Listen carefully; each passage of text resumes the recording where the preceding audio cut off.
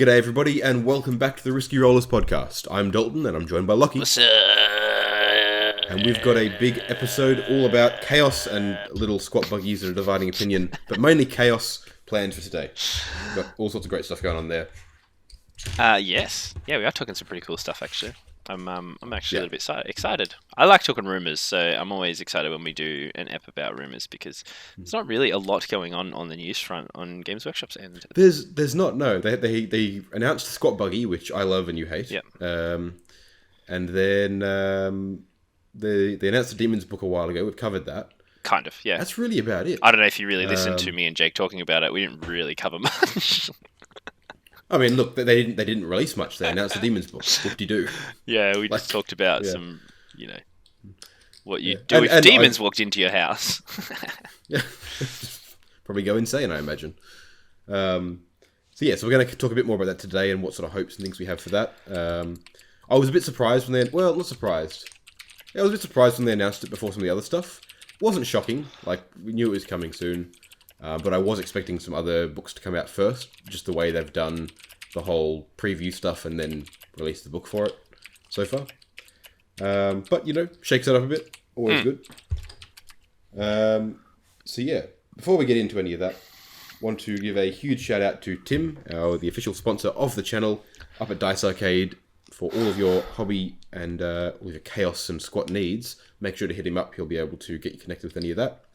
And our second sponsor, also Tim, from miniaturescenery.com, down here in Melbourne, making glorious, gorgeous MDF terrain and even model kits that look absolutely phenomenal. So hit them up for everything you need there. Make sure to jump into our Discord, link down below, completely free. Jump in there.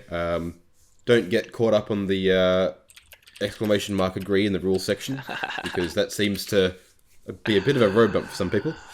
By design. Yeah. But jump down in there, talk all sorts of stuff, 40k, other games, hobby, just everything in there.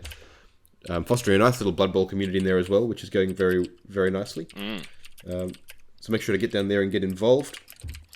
And then if you want to support us even more than just watching or listening to our stuff, you can support us on Patreon, where you get early access to battle reports, extra exclusive battle reports, the pre-game show, which is an exclusive podcast.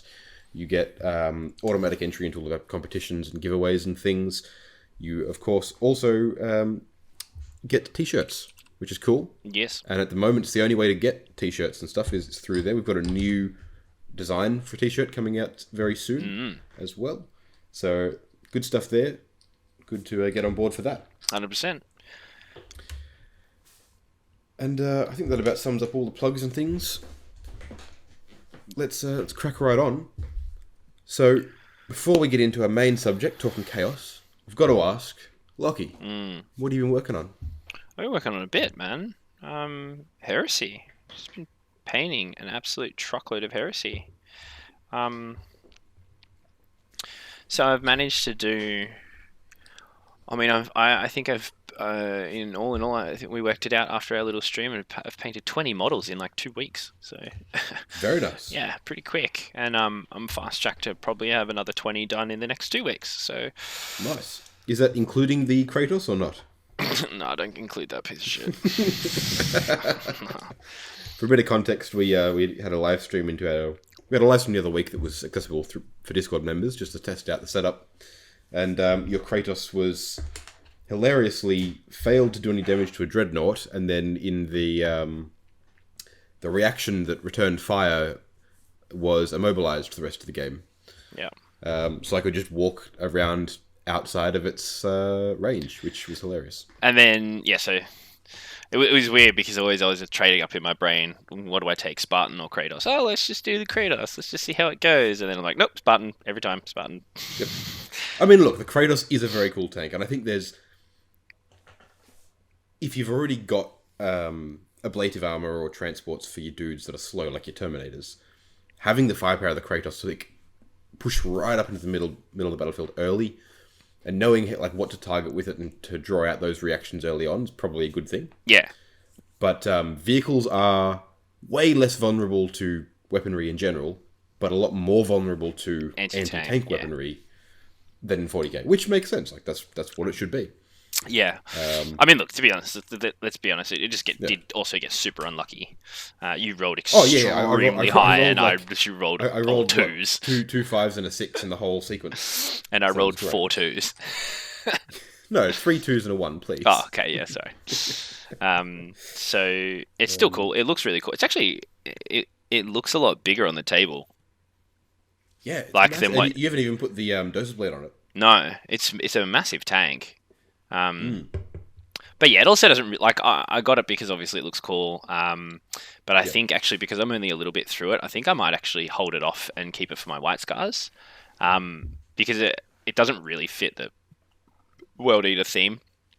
I think in my book as well, when I was thinking about it, I'm like, if I was going to do it with the same chassis, I think I'd have Sakarans, squads of fast zippy Sakarans, or just kind of like in my mind, I'm kind of thinking speed and getting around places as quick as possible. Yeah. I'm definitely wanting to run squadrons of Sakarans rather than a single big Fellblade or Kratos for the Sons of Horus. Although it is a very nice looking tank, I still might end up picking one up. And Predators, man.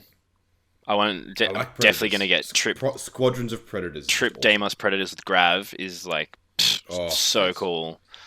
It's so cool. So yeah, I've been very, very into Heresy, and then I'm funnily enough, I'm actually just about to pivot back again to Tyranids and paint some new Tyranid models, so we can see some variety on the channel.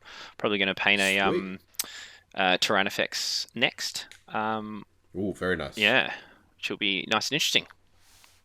This is sweet as. Yeah, I've been working on... I've shelved Heresy for a little bit because we've got some stuff to prepare for a few battle reports. So I am getting stuck right into a bunch of the Heretics' 10,000-year-old cousins.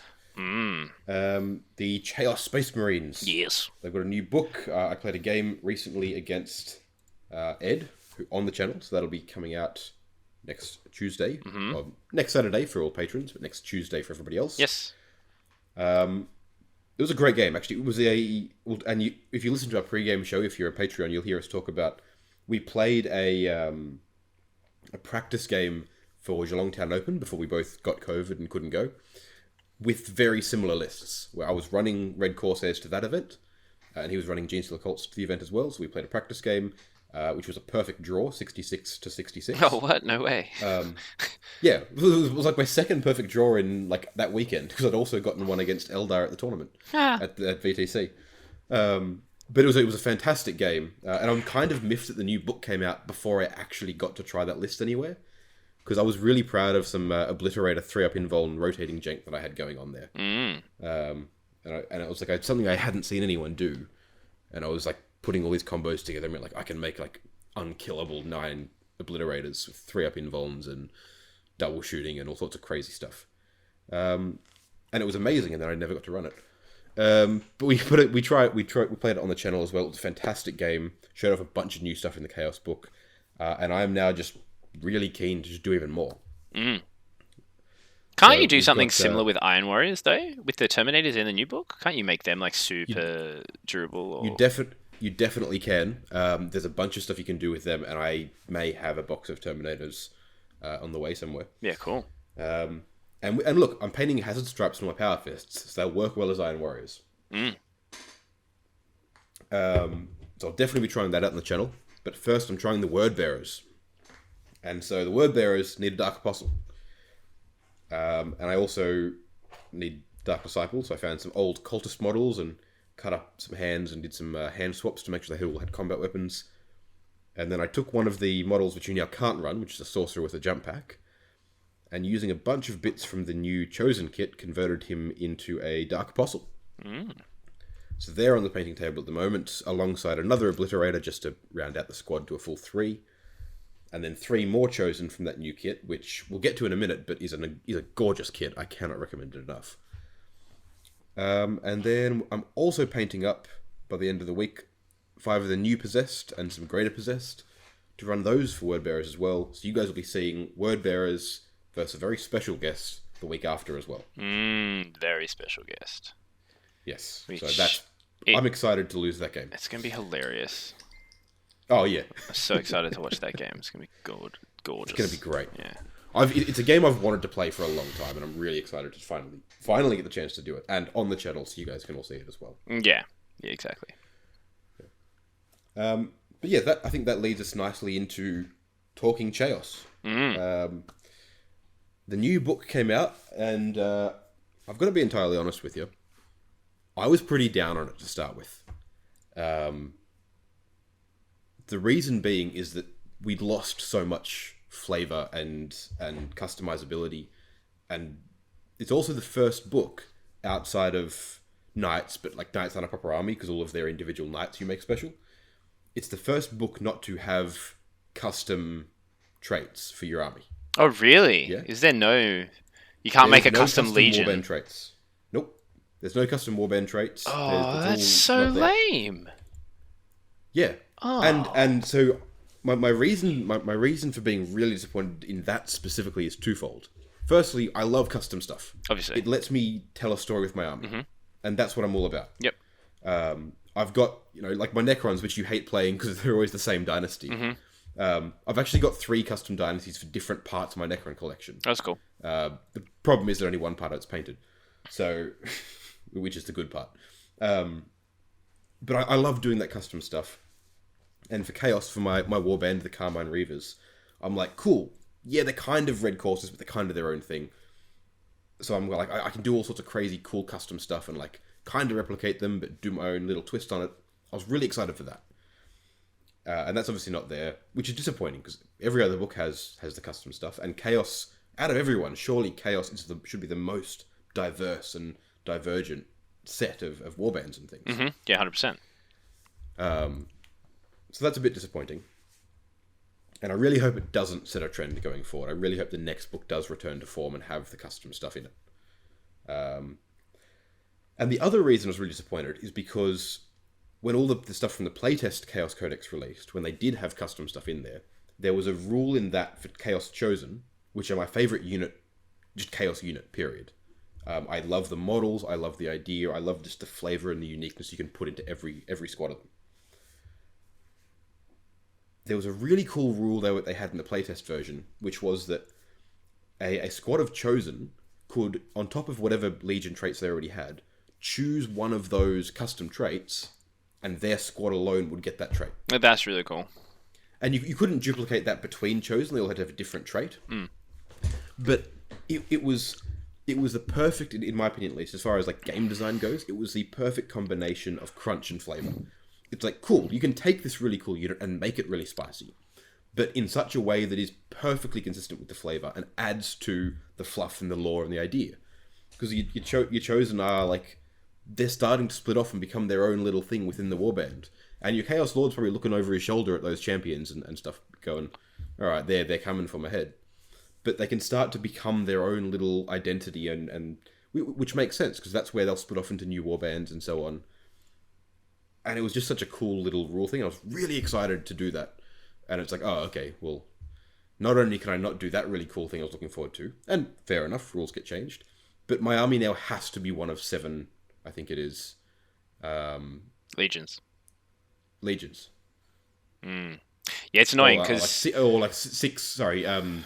6 legions or 2 warbands. Yeah, because the... and it's like, well, that's annoying. It sounds like GSC in that sense, because GSC have that ability to make each unit kind of flavorful for a specific purpose. And speaking... Now, you've still got your points for purchase upgrades, which would be the equivalent of that being like your Chaos Icons and stuff. But does it affect just a squad alone? Yeah. Oh, okay. But that's something they already had. Okay. And it's not the same sort of thing, and you still can't do a custom army. You still can't have your own warband. You are now, Black Legion or Red Corsairs or Iron Warriors or Alpha Legion. And then you can You can spend a point upgrade on each squad. Yeah, like you can give them like Mark of Slaanesh and Mark of Khorne and Mark of so on. But that's it though. There's only 5. That's it. There's 4. They can be undivided at base, or you can spend points on the upgrade to mark them. Yeah, which kind of sucks. As I was saying, like with a Legion, as you were saying, if you had one that was a custom, like that one squad was the custom Legion or whatever. you'd get like a desired purpose for that unit within the whole overarching part of your army, which is I feel that you can still do that. And from a crunch, I'm more disappointed from a fluff perspective than a crunch perspective, because Chosen are still amazing, and they do still play like their own little castles of death. Like they're not. It's still quite a flavorful way to run them. It's just that you no longer have. You don't have what could have been, and what could have been was incredible. But yeah, so I was really down on it for that, and also just the huge amount of options we lost. Now, of course, we knew we were going to lose homogenous squads. Like, you can no longer run 10 Terminators the same loadout. They have to be built out of what's in the current kit for them, which we've discussed to death. It's a terrible idea. Yeah, it sucks. But so be it, right? We knew it was coming. We're ready for that. But there's also a bunch of units that have existed for years, since the beginning of Chaos, Space Marines as an army, that are now gone as well. The most obvious and iconic one is of course, the Chaos Lord on Jump Pack. Can't take him. Doesn't exist. You cannot give a Chaos Lord a Jump Pack. The only character with a Jump Pack at all, from memory, is Harken Worldclaimer, the named Black Legion, captain, or Chaos Lord. Now, that's terrible for two reasons. Firstly, the Chaos Lord on Jump Pack, not only is it such an iconic model that everyone has at least one of, but they sold the miniature for that until a month ago. Like, they had one. It was a gorgeous miniature with the triangle point jump pack and the twin lightning claws. Like, every Night Lords player has 3 of them. But they sold one until a month ago. And they're like, okay, cool, we're just going to not do that anymore, and you're not going to have that option. They got rid of the jump packs from the rest of the characters as well, which is terrible. And the other reason that's bad, of course, is because you now have a named character who gets cool stuff, and you cannot take a generic version of that character, which is awful for a game that is designed to be about your dudes. Yeah. And again, this is something that I've brought up before and will continue to bring up every time it's an issue, and it's just that 40k is about your dudes, your army, your warband, 100%. Your stuff, and they're taking the ability for you to make your guys special in favor of making the named guys special. And there's nothing wrong with named guys being special, but you need to be able to make that yourself. Yeah. And in an army like Chaos, you'd expect that to be the most customizable. Really. Exactly. Over any other army. Yeah. Because you can justify so much within the the overarching realm that is Chaos. You just need to read any of the lore and you see how it's insane differing opinions are on all these bits and pieces. So you could be like, I have this legion, it has this backstory. There is no one really where you'd go, I don't know, as opposed to say a Space Marine Legion or a Craft World or whatever, right? Like you just can get away with so much with Chaos. So that's a real shame that's happened. Yeah, it is. And now look, I was really down on the book when it came out because of all of that. I mean, the loss of Mutilators was nice, so there is an upside. But or they could have just made them cool and kept them, right? Like, I think there was. Why wouldn't you make the Obliterator a dual kit? They rolled them into the there's no Obliterator kit. It's just the monopose ones.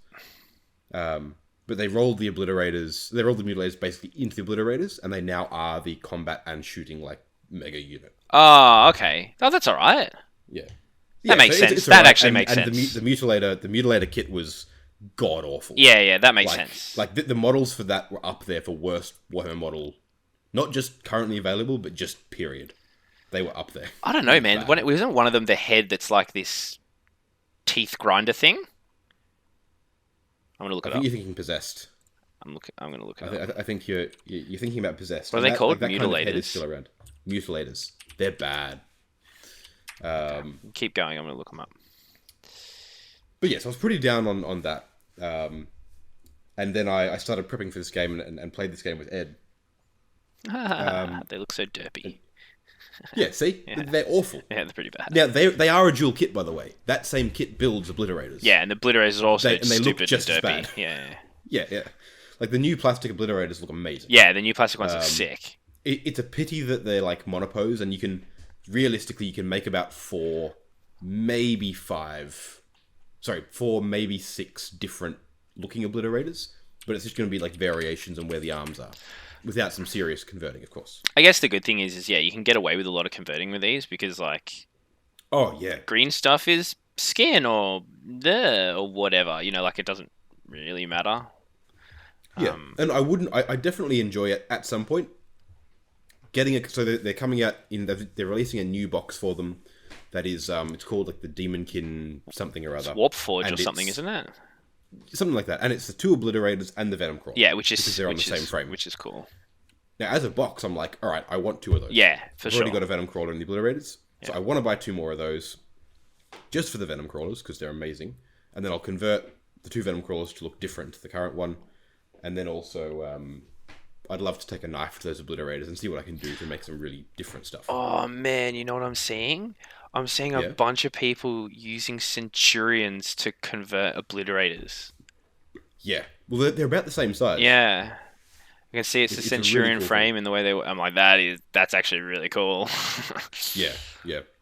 So like, if you've got sculpting talent, like you can go nuts. For Obliterators. They're a great unit for it. I've got no sculpting talent whatsoever. So it's one of those things where I'm like, I'm just going to avoid it until I have to, and then I'll start small. Yeah.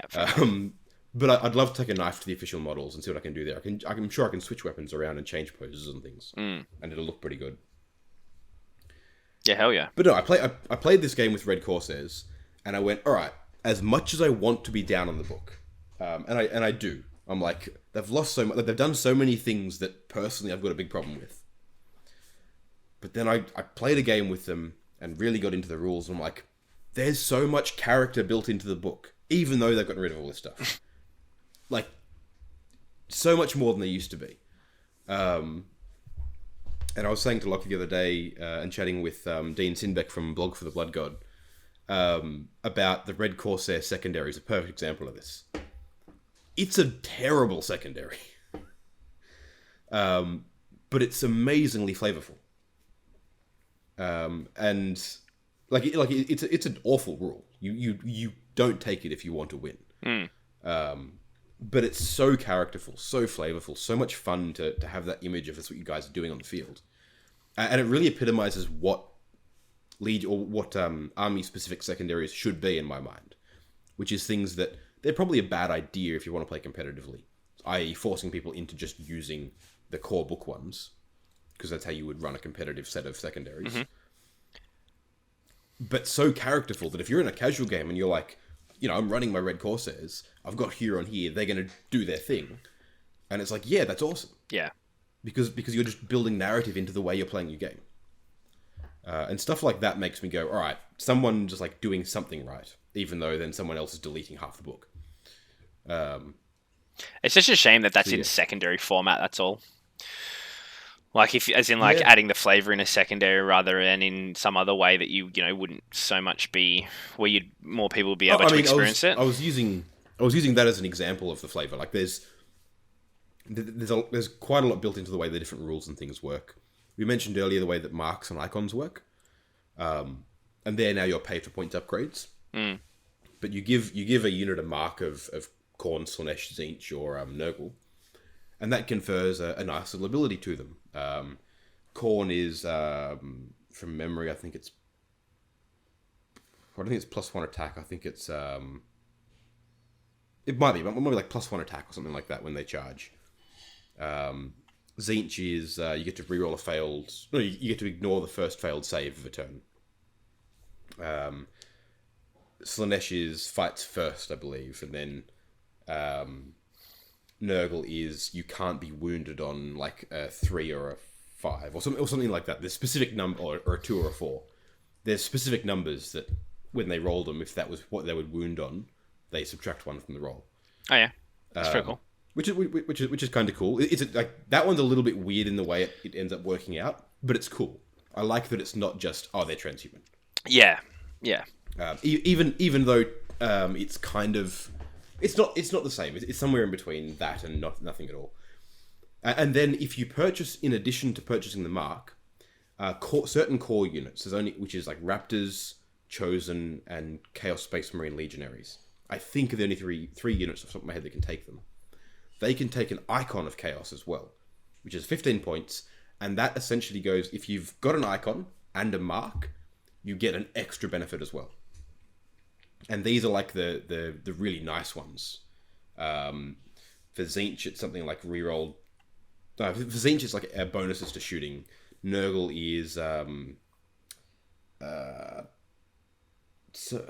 forgetting off the top of my head what it is. Nurgle is something else to do with combat and toughness and stuff, I think. Khorne is extra AP in combat, and not just on 6, it's just a blanket one. And then Slaanesh is fights first, and I want to say something to do with charges, like in real charges or something like that. Nice. Or it's +1 to the charges, something like that. And so essentially you end up with some units getting a 5-point upgrade that's just good, and then some units you're able to take a 20-point upgrade that can be a 5-point upgrade if you don't need the full 20 points. That can make them amazing. And they all sort of make sense, and they dedicate them to specific gods, and you can really trick out units to benefit from each of those, and that's really cool. There's a lot of really cool stuff there. The way unit abilities interact with each other is very cool. All of the psychic powers are like really interesting and play really well. They've fixed up a lot of the feel bad ones, like warp time and stuff, but then made some amazing ones that are gonna like make your army really punch. Personally, I had a great amount of fun with the relics as well. There are so many relics in this book. That sucks with Nephilim. Well, kind of. Like, there's a lot of them that do similar things in different ways. So you're not going to want to have 5 of them. You'll pick the one that suits the way you're going to play the best, and that works really well for you. Okay. At least that's how I've been reading it. I've been going through it, going, okay, so I've got 3 different ways to do this thing. Yeah. And I'll take this one because that one does this. And there's a few that you're going to start to see quite regularly, like Liber Hereticus and stuff, which is amazing. I'll come back to the Master of Possession soon as well, because he's got some amazingly flavorful rules that I'll bring up. But all the different relics and things you can take, and you can give them to squad leaders, like chosen champions, and I think even to legionary champions, aspiring champions as well, which is pretty cool. That is pretty cool. So there's a bunch of them in the main book, plus there's demon weapons, which you can take to replace a relic. And you can also, because Chaos Champions are just like, I don't care what the relic, like I don't care what everyone else has restrictions on relics, I'm going to take 2 of them. So you can actually stack relics on one character. Which is pretty That's nice. cool, because I'm pretty sure Sisters is like the only other one you can do that. We can That's take really multiple cool. relics per character, which is awesome. Yeah, but then of course you can't with demon weapons, because demon weapons are jealous, because they're demon weapons. They're like, no, I'm everything. Okay. So you've got demon weapons and relics, which are like mega relics. And then you've got all of those in the main book, plus all the Legion specific ones. So the Legions, even Red Corsairs and Creations of Bile, have like 4 stratagems each. Creations of Bile and Red Corsairs have 4 stratagems each, whereas all the Legions from memory have like a full page of stratagems, multiple relics and warlord traits each. Just so much stuff. So in going through that, I'm like, all right, I am keen to get back into it, and I've been getting really excited about a bunch of it. The Master of Possession is one of the ones that's just gotten amazing in this book. The powers that they have access to in the Malefic Discipline, and they're the only models that can get powers from it, are incredible. You've got the best resurrection power or resurrection ability in the game, which is you resurrect a model and also heal D3 wounds in the unit. Wow, that's insane. Yeah. So you heal your wounds and also bring back a model. So it's incredible. It's one of those things that you can make those Iron Warriors Terminators busted. Yeah, right. So stuff like that's pretty cool. And then he's got a core rule, which is just that, as in a rule on his data sheet, that is just that if he's close to a Chaos Marine unit, he can stab them and deal mortal wounds, and then get bonuses to his cast because he's sacrificing them, which is hilarious. That's cool. And then sometimes it's going to come in clutch, and you're going to be like, oh, I can use that. And then if you're really wanting to go down the competitive jank, try for all that jank you can get, there's a certain strategy with Terminators where he he can stab a unit of Terminators that's just come down from Deep Strike, so 9 inches away from a charge. He stabs one of them, and if he can kill one, he then uses that stab to cast Pact of Flesh to heal that model in front of them closer to the enemy. So their charge range now gets cut down by about 3 inches. That's cool. Which is hilarious. Yeah. So if you're wanting to go down that route, there are some little bits of jank like that you can play around with. And just as a whole, the book does feel very good to play. There's a bunch more things in it that just feel good and make the army play 9th edition much better. Well, that's good. Yeah. I mean, that's what you want from a book, right? Yeah. I mean, pretty much. It is disappointing to use stuff, but look, models are models. If you think they're cool, you can keep them around. That's fine. People let them use something else. Exactly. You can always convert them into something different. I've been cutting up a jump pack sorcerer this afternoon to convert into a dark apostle. You just ask your opponent anyway. Like, hey, can we just run this as this because, Games Workshop's stupid? And then you'd be like, yeah, of course. Oh, yeah. I mean, I've definitely heard talk about people just house ruling that you can take a jump pack on Chaos characters anyway. Yeah, it makes sense. Like, why can you run a Firstborn, captain with it, but you can't run a space? Like, all of a sudden he just forgets how to use, or the jump pack just dies, or like, okay, whatever. Yeah. I mean, so if you want to do that, I think the way I've heard it best done is you say, all right, we're going to house rule this upgrade 25 points for flight of some kind, increase your movement to 12 and give you fly. That's it. Yeah. So yeah, you can do that. That's pretty cool. It really is a shame because the opportunity point there for them to do things like, okay, you have a whole list of upgrades to do that you could take if you're a normal Chaos Lord. But if you're a Demon Chaos Lord, you can take things like wings, or you can have like talon claws, or you can have like you spit fire and shit. And then just like different versions of the same thing that are, attributable, have demon with them. You can have demonic flight. Yeah, then maybe that's a jump pack. Maybe it's wings. It's like a teleporty thing. Like who knows? Yeah, exactly. Demonic claws. Maybe they're lightning claws. Maybe they're fuck off huge claws. Like the potential. All those things you can do with that could be so flavorful, and they missed out on it. That's a shame. It is, but the book does play really well. It feels good to play, and there is still so much flavor and lore packed into it that I am coming back around to it, and I'm pretty excited to hit the table again this week. Cool. Well, that's good. Yeah. So we did a loop around and came back to a positive in the end, which is good. Yes, because I am feeling positive about this, and I'm excited about it. And that's sort of what I wanted to make sure that I ended there. Yeah, cool. Yeah, sweet. And if you're excited about Chaos stuff, we're actually giving away one of these books, the Chaos Space Marine Codex. Oh, yes, we are. So, in our battle report coming out on Tuesday, we discuss the details of that one. Basically, make sure you are subscribed, make sure you watch that battle report, and share that to Facebook, and tag Whiskey Roller so we know you've done it. Share that one to Facebook, and then you'll be entered in the draw to win the Chaos Space Marine Codex, brand new, shipped anywhere in the world. And that said, if you want to buy any Chaos Space Marines or any other kits to go alongside that book, make sure to hit up Tim at Dice Arcade. We'll hear a bit from him and be right back. dicearcade.com.au. All the biggest brands of miniatures and wargaming. Free postage over $250.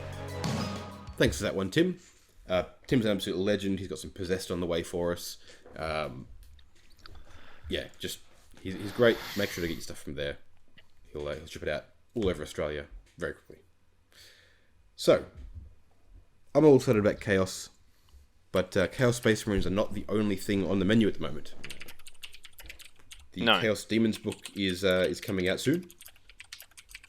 I'm not sure when, but soon. I really wish they just did a roadmap, for fuck's sake. Like it's so annoying. Yeah. Like it's just and not only for us obviously because we're making content, it makes it a lot easier, but just in general, like for people knowing where to spend their money and all these, it's just just be like, hey, look, we're releasing Demons in August. Imperial Guard in October, and then squats in December. Yeah. And then next year we're doing whatever's left. Yeah. I think that's about it. World Eaters. That's it. Just something like that. Yeah. Yeah. But so the Even- Demon's book is coming out. Even if you were vague. So even if they were vague and were just like, we don't know when or whatever, like, yeah. Anyway. Instead of just out of nowhere being like, oh yeah, the Demon's book is next. And then one day they'll be like, oh yeah, it's up for pre-order now. Yeah. Yeah. So- Exactly. That said, Demon's book is coming out. There have been some more playtest rumors for it. And quite frankly, I'm not annoyed about it. I find it absolutely hilarious. That yet again I've called the problem they're going to run into, which is, all right. So remember when ignore invulns was starting to become a big thing, and we had a massive discussion about, I think it was with Tau when Tau were just coming out or something like that, or Knights maybe when they had their ignore invulns thing. You're like, all right, there's a bit much of this.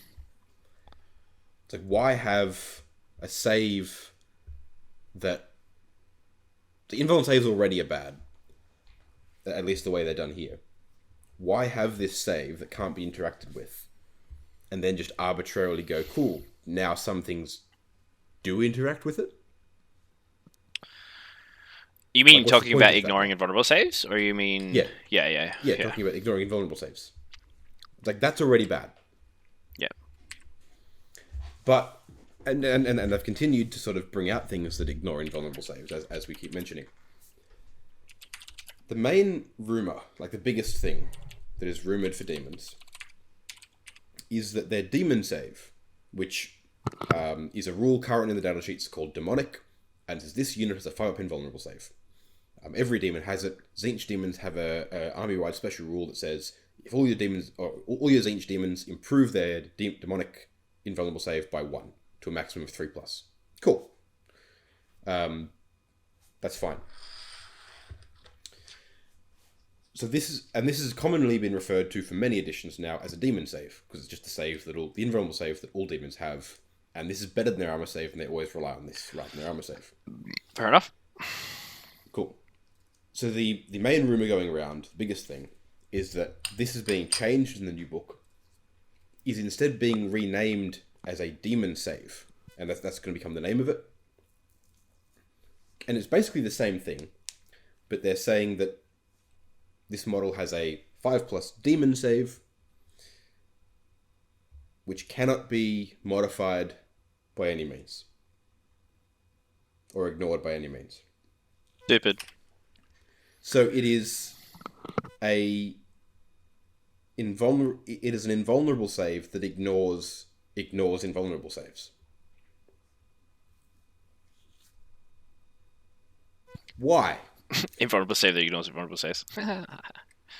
It's just Yeah. they've kept adding rules. They're like, oh, this will be cool. We need to make this better. We need to do this, and it gets to the point where they're like, oh, we've put ourselves in a corner where we've made our big thing we give to special characters too common, so we need something that deals with it. And they've gone, we've made the thing, it's kept going, we've made the thing that we added to deal with the thing that we added that got too powerful. We've made the new thing too powerful, so we need to add something else that deals with that.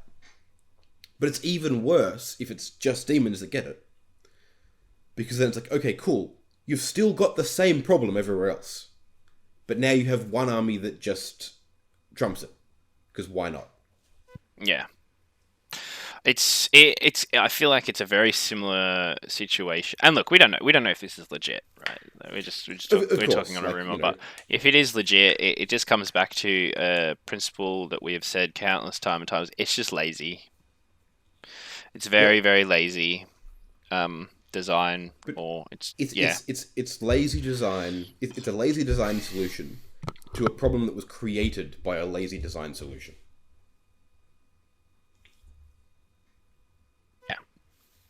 Yeah. And very similar to this whole CSM situation. You have literally, more so with demons, endless justification for whatever it would be that you'd want to do with rules, right? i.e., creative exploration or weird janky stuff. Like, to be honest, I would like to see more stat and core game alteration stuff with demons. Like things that, literally alter your opponent's movement and ballistic skill and weapon skill and wounds and like all these kinds of things. Like take a page out of your Death Guard book, which is still arguably the best book you've ever written, Neg 1 toughness aura, and just funnel that into, and demons just affect stats. That's their thing. Like, or something like that. I've thrown up the idea, just like as a basic idea, let demons mess with something core to the game. Because that's what they should do. Exactly. And I don't mean core as in, everyone has a toughness or whatever. I mean core as in let them, like, take their phases out of order or something like that. Yeah, something weird. Like, let them do something that is like, well, demons ignore natural law and they don't act according to the laws of physics. Well, on the table, they don't work in the rules of the game. Kind of like how Sisters were, right? When they first came out with their Miracle Dice. It was very much the same sort of thing where they were just like bypassing an entire process of the game, which is, relying on luck. I mean, kind of yes and no. I feel like that's been homogenized enough that it's a mechanic they can go to. No, but I mean, at the time when it first came out, it was like even then, I'd say not so much because it's doing is modifying a probability. You're taking something that existed as a probability and modifying it. You're making the probability 100%, but it's just a modification of an existing probability chart. Whereas I'm saying, like, just do something that makes playing against or with demons feel entirely different to any other army. Yes, we're expecting too much. That's expecting too much. Okay, they won't do it. No, absolutely. But I'm just saying, like, if I could wish list stuff I wanted, what I think demons could be, it would be something that insane. Because I reckon that would, it'd really suit the lore and so on. Realistically, they'll get like a, -3 to leadership bubble because demons are weird, and then that'll be the only like thing that messes with it. Which just disappoints me, because every time demons show up in the lore, everyone's like losing their minds, going insane. Like, there's entire stories where like platoons of Imperial Guardsmen will like suddenly be engulfed by demons, and they'll just go insane because they're like, "What's going on? None of this makes sense. These shouldn't exist." And I'm like, "Yeah, let's get some of that on the table." Instead of like, "Oh, it's scary," like everything else.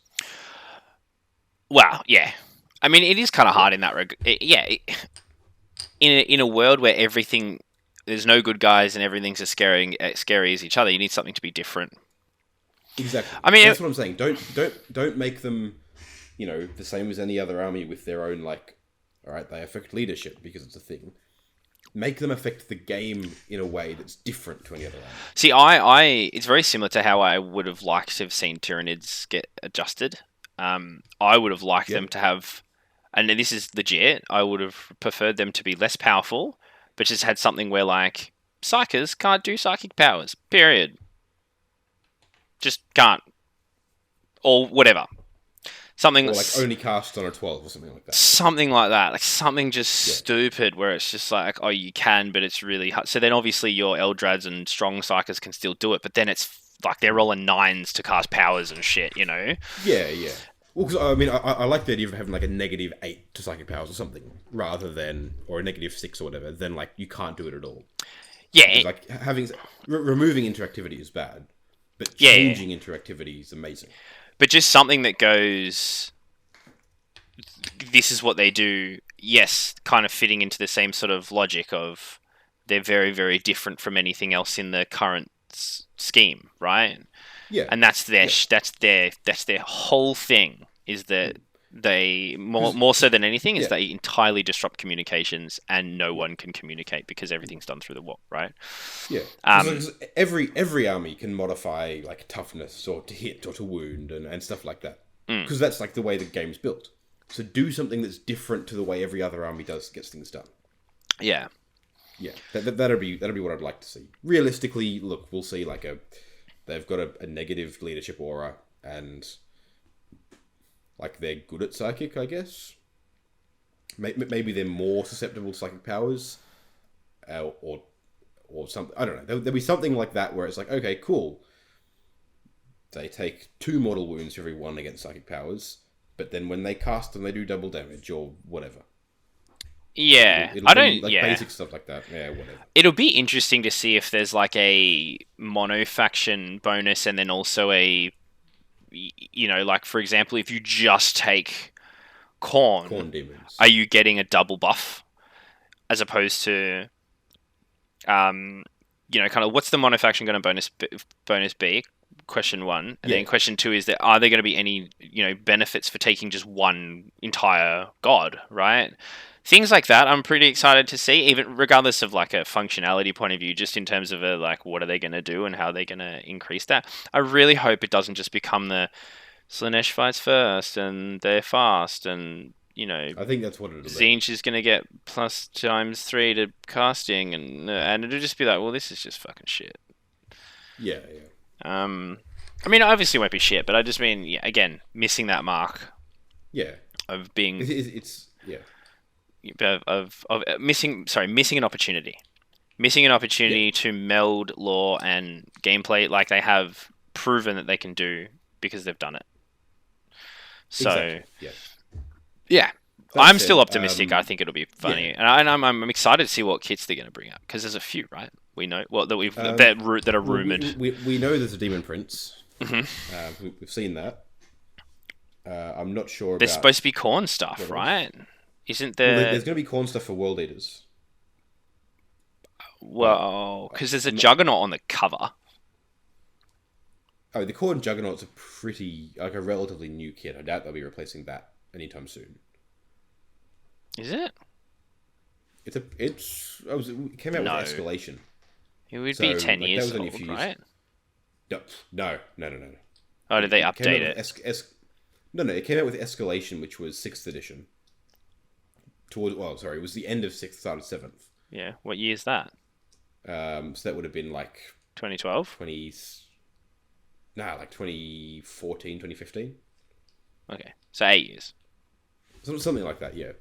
Okay, I can see them replacing it, but there's kits in that range that have needed a replacement for longer than that. Oh, it's like Bloodletters in general, right? They're like way older, right? Oh, yeah. To be fair, they've held up pretty well. Yeah. But as far as stuff that like we know is coming, there's a bunch of stuff for World Eaters. We know there's a Demon Prince coming. I feel like if there was more to show for that book, they'd be showing it by now. Because the Demon Prince leaked, and then they released the pictures of it, because they're like, well, we'd better get on it. We have to, yeah. I imagine we'd probably be seeing the Demon Prince this week or next week. They'd be like, hey, look, get hyped for the new Demons book. Here's the Demon Prince. And then like the week after or 2 weeks after, that would be when pre-order goes up.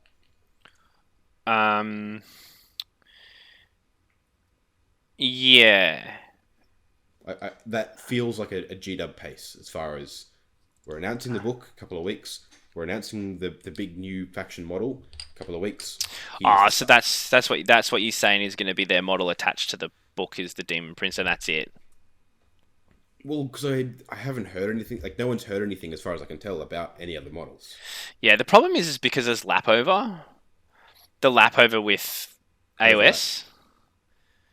I think that's the issue. Is that like, yeah, you have a crossover, which kind of your whatever you do for one, I think they have to do for the. Oh no, not necessarily.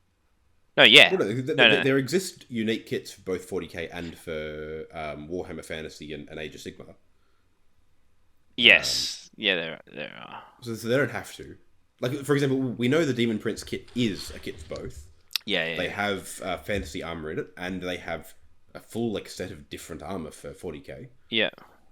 They have god-specific heads and bits and things and different weapons and so on. It looks like a fantastic kit. Yeah, it looks sick. I hope the model's massive. Oh, it should be, I'm sure. It looks bigger than the current Demon Prince model, at least. Yeah, that thing's tiny. Yeah. It'll be somewhere between like that and a Demon Primarch, I reckon. Yeah, that's where I'd want it to be anyway. Yeah. But yeah. Unless they might have other models for it, but I haven't heard any rumors about them, and there hasn't been any stirrings of new flamers or anything like that. Well, I'm looking at it. Cool to see a lot of them come out of resin. At a fine cast, you mean? Is it fine cast they are? Yeah. A lot of demons are still resin. Yeah, right, okay. Still fine cast, yeah. Um, Which is the worst kind of resin. Because I'm looking at them now, like, yeah, you're right, the kits don't look that old. Yeah. The demons in general, because they're a lot of, like, curved, fleshy shapes, they're not that bad. It's just They've that aged all right. it's the aesthetic. It's too cartoony for me. I wish it was a bit more, you know... I would love a reimagined Bloodletters, where they go back to the style of the first edition Bloodletters. What are they? So you've watched Death of Hope, right? No. What's that? Oh, it's an animation, a Horus Heresy animation on YouTube. Oh, no. It's fine. But there's yeah, those things. Yeah, those things are crazy. They look sick. Yeah. Yeah. They look like something out of The Thing, or like Dead Space. Exactly. Yeah. So I would love them to redesign, like, or just redo them. And the disproportionate arms and stuff are super cool. Yeah, it's the same as the second version of the horrors, the metal horrors from. Yeah. I remember those ones. I've got several of them around, and I'm like, I'd love to have a full unit of them, because they're less cartoony, big mouth, big hands, and a few tentacles, and more like, this is a massive, like, changing tentacles with, like, mouths morphing out of it, and there's crazy stuff going on. Well, you're not sure what kind of creature you're looking at. Icon and I were talking about it on our previous podcast. Like, the artwork on the front is much less cartoony aesthetic, and much more that, like, realistic style aesthetic than what they've done with the previous artwork. Like, the horror on the front cover looks fucked up. Yeah. And you're just like, ugh. But then you look at the model and you're like, he looks so cute. Yeah. My biggest thing is, and I get that demons are supposed to be shaped by, like, human perceptions and thoughts, but it's like, why do all of them are just like, oh yeah, all right, 2 arms, 2 legs, mouth. Yeah, so no. Like, yeah, it's like, just make them crazy and weird. Like, in every story they show up, people are going insane because they look like things that shouldn't exist. Yeah. I look at all of these models and I go, yeah, that makes sense. Yeah, it just looks like a creepy dude. Like some weird alien. Yeah. Yeah, exactly. It should be just in a universe crazy. where it has Tyranids in it, you'd be like, they're not that scary. Yeah. Exactly. And like, it's a problem for the range, in my opinion. Yeah, I can understand that. It's why I've always hesitated before going in and painting them myself, because I'm like, well, the models don't do anything for me. Like, yeah. So I'm hoping, like, I'd love for them to do something like that. I doubt they will. I think the new Demon Prince is probably the only model. Yeah, fair enough. I'm looking here, because before we were talking about CSM, does the Dark Commune actually do anything? Did the Nazgul actually do anything? Oh, they help other cultists and things. But, like, actually do anything cool, or are they just kind of there as a cool model? They are very cool models. That's what I mean. And like, they're super cool. And they do help out. They do help out, like, cultists and things around them. They kind of let you make a pseudo cultist army. But like a pseudo renegade and heretic style army. Okay. You still need to have enough CSM units in the army if you're running them as CSM.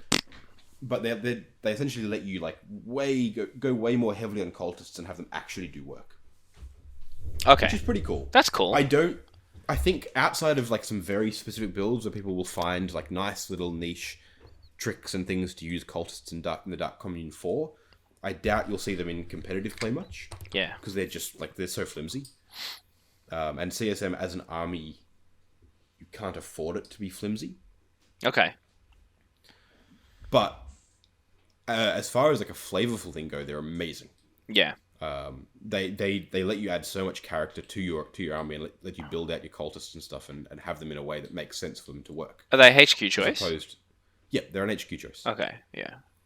So for all cultist stuff in your army, you need to have a CSM unit, like a unit of Marines, like Terminators, Chosen, Legionaries, etc. Yes, the one for one rule. as well. Yeah, Exactly. But it doesn't have to be troops. And yeah, it just has to have the Legion. I haven't got the book in front of me. I don't know if it needs to be HQs either. No, it would just be Legion Astartes keyword. I think that sounds about right. Because it'd be the same as the So you might be able to Death Guard. Yeah, I'll need to check. You might be able to run an army that is just like a dark commune as your HQ, and then cultists for troops, and then like Terminators. Yeah, or like a couple of Marines to fill it out, and just run a full cultist army. That's pretty cool. Or maybe if they're like, oh, okay, the dark commune can't be a warlord, you're like, cool. I'll take a dark apostle, the dark commune, and then just he is. That'd be super cool because you could go. 6 units. He's 6 units of 20 cultists, so 120 cultists, and then like I've taken a unit of Terminators, keep them in check or whatever. Could you do Obliterators have the Legion Astartes keyword? Ooh, I'm not sure. I don't have the book right in front of me. Because it would be hilarious if you could take like word bearers, what'd you say, sorcerer, dark apostle, the dark commune, cultists, and then like demon infused models like spawn or but like possessed and obliterators. Yeah, that'd be that would be super and you've cool. You've got the new accursed cultists coming out as well, where you've got the mixed half humans. The humans are mutated, and then you've got those 3 massive like demon things. Yeah. So you could just imagine. I'm really looking forward to those models. You could create like a lore around this one. What'd you say? Master of Possession would be better. Whoever, but it's this one, Space Marine guy who's like left his war band and he's like, fuck these guys, I'm going to do my own thing, and then just rises this whole like, group of just possessed things and very Alpha Legion, very word bearers. Like you could do either, go either way with those. It'd be amazing. Yeah, that'd be a really cool army to see on the table. That'd be awesome. That'd be a really fun game. I'm definitely picking up some of those new cultists, and especially the accursed cultists and the torments. They look amazing. Yeah, the torments look really sick. I remember us talking about them. Wish there was more options. I can tell you now, they're going to be 3 monopose models. Oh yeah, 100%. Which is unfortunate because I would love to see a multi-part kit that lets you like make some really crazy things. That said, I think those 3 monopose models combined with like the current possessed kit, as well as the new possessed kit, will let you do some really crazy things. And again, kind of what we were saying before, like it's demon stuff, so you can get away with a lot. Like you don't have to be an amazing sculptor to be like. You can just like, oh yeah, it's demonic roiling flesh. Exactly. Like the muscles aren't formed; it's just kind of there. Yeah, just paint it a certain way. Be like, yeah, it's easy. That's fine. Yeah. And then those torment things, like, do they actually do anything or not really? Again, okay. I should have grabbed the book. Well, you've read it. I've read it, and like they're cool. I'm not sure competitively if I'd rate them over like just a unit of legionaries, but they are cool. Oh, okay, that's a bit of a shame. I mean, look, I think they're a bit cheaper, and I think there's with the Dark Common giving some buffs, there's some spicy stuff they can do. Is a Dark Common a Psyker? Yep, there's a Psyker and a few different bits and pieces in there. Okay. I think that the main issue, once again, just comes back to they're flimsy in an army that doesn't want to have weak links. Yeah, so bolters kill them, basically. Yeah. Yeah, that sucks. And that's an issue, because you're like, well, I can invest points into them and the Dark Commune, and like buff them up and make them cool, but then they'll fall over to a stiff breeze, and my army as a whole tends to rely on not doing that. Yeah. Which is different. Like they play very much like CSM used to play before the new book. Okay. Which is that they die to a stiff breeze, but they can hit pretty hard if they need to. Yeah. But as far as like the way the army wants to play now, at least at a basic level, I'm sure someone will come out and find some cool combos and make some like really insane competitive stuff with them. But as a basic level, when you're picking up the army and you're trying to put it together, they fill a role where they don't do anything that you don't already do. They're a bit too expensive to be your cheap chaff unit you throw out an objective like cultists. But they still die like cultists. Yeah, that's a shame. Which is a bit much, yeah. But yeah, I think that about wraps up everything we had on the docket today. It does. So thank you for coming on, Locky. Thanks for having a discussion about chaos. I am going to hit right back to painting up these Carmine Reavers because I'm super excited. Word Bearers are next, and I've got some spicy Iron Warrior stuff in the old brewing pot as well. So we'll be seeing some of those on the channel very soon. Nice. But thank you guys for listening. Make sure to like and rate and do all that good stuff down below. Hit up Tim from Dice Arcade for your hobby and miniature needs, all this chaos goodness. Or Tim from Miniature Scenery for some epic terrain, including a very nice big, not a chaos gate, a heck gate. Heck gate. For all those darn pointy space marines that are coming through them. So make sure to hit him up for all of that. Thank you guys for listening. We'll catch you guys next time. Bye.